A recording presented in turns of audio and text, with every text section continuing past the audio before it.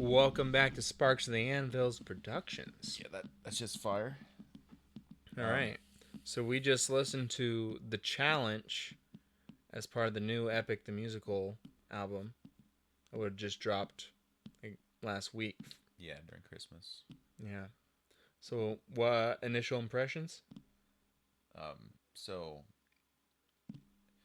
the challenge that she set forth, is that like something that Odysseus would normally be able to like actually do, like a feat?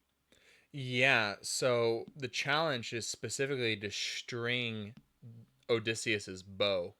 Like his bow is in the house and I forget what specifically the myth behind it was, but it was a special bow that essentially only Odysseus could string. And then after it's strung, you have to fire an arrow through 15 axe heads, like lined up. Interesting. He didn't choose to bring that with him to battle.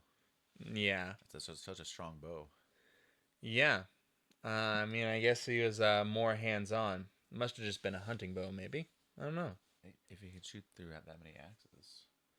Yeah, well, it's like, I think the axe heads are hollow, right? Okay. And it's more like acting as 15 hoops you got to shoot an arrow through. Okay. Um, but yeah, I think it's interesting there.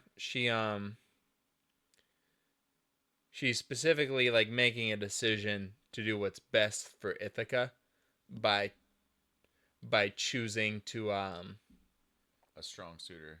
by choosing a strong suitor. But she's not gonna marry just anyone, so she sets up a tournament that only somebody at least as strong as her husband could Compete in, yeah. could win, because there's no way, like she might be doing this, but she's only doing it because it's what's best for Ithaca, and she's not going to accept anything less than the best of them. Yeah. Yeah, and of course you got that leitmotif at the end with the waiting. Yeah. With the mob and everything else back from God, the Underworld saga. That was just like, Yeah. oh shit. Also interesting is like the big storm she mentions, because that was the end of the Vengeance saga. Yeah, which could have been also, was it? Do you think the start of the second saga, when we had Poseidon's, or the third, I guess, when during Poseidon's, like that could have been awesome, been the storm that was right outside of Ithaca. Like it could have been a raging storm since that time frame. It couldn't have been, because Calypso's island is several years on the timeline. I mean, maybe it was just a storm that was just hanging out at bay for a long period of time, Um, and it finally went away. And she's like, "Oh, it's gone." Or do you think I find Poseidon? it unlikely Poseidon had that storm raging all the years Odysseus was trapped on Calypso's island.